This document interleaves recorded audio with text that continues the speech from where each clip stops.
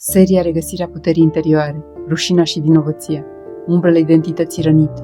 Episodul 5. Iertarea de sine, renașterea inimii adevărate. Iertarea de sine nu vine din rațiune, nici din morală, nici din religie, nici din trebuie să te ierți.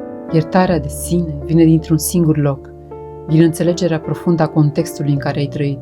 Și înțelegerea naște compasiune, compasiunea naște adevăr, adevărul naște liberare. Iertarea nu cere să uiți, cere să înțelegi, să vezi cu ochi maturi ceea ce ai trăit cu o inimă de copil. Ce este de fapt iertarea de sine? Iertarea de sine este momentul în care îți spui: atunci nu aveam cum să știu mai bine, atunci nu aveam puterea pe care o am acum, atunci am supraviețuit cum am putut. E momentul în care încetezi să te mai pedepsești pentru reacțiile pe care le-ai avut din răni pe care nu le-ai ales.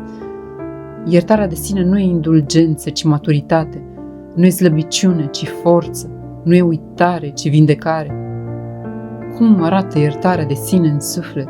Arată ca o respirație pe care o ții ani de zile și într-o zi o lași să iasă. Arată ca o lacrimă care nu doare, ci eliberează. Arată ca un moment în care spui: nu mai sunt împotriva mea. Iertarea de sine e acea clipă sacră în care încetezi să fii agresorul propriei tale inimi și devii protectorul ei. De ce e atât de greu să ne iertăm pe noi înșine?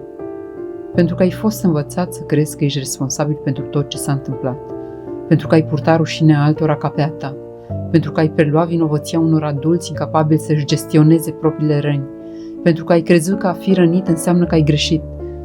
Dar adevărul este acesta: nu era treaba ta să știi, nu era treaba ta să repari, nu era treaba ta să vindești pe nimeni. Tu trebuia doar să fii copil. Iertarea de sine începe atunci când accepți acest adevăr. Cum se simte renașterea inimii? Se simte ca o întoarcere, ca o reîntregire, ca o regăsire. Se simte ca și cum ai lua în brațe toate versiunile tale vechi și ai spune: îmi pare rău că ai trăit asta, îți mulțumesc că ai supraviețuit și te iubesc pentru tot ce ai făcut ca să ajungi aici.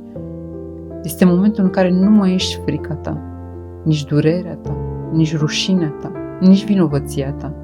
Ești tu, cel adevărat, cel eliberat, cel viu.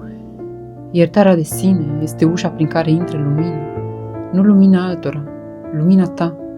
Și pentru prima dată, după mult timp, nu te mai ascunzi de tine, te privești, te accepti, te onorezi, te revendici. Asta este renașterea inimii adevărate. Nu te întorci la cine ai fost, ci te întorci la cine ai fi fost dacă nu ai fi fost rănit.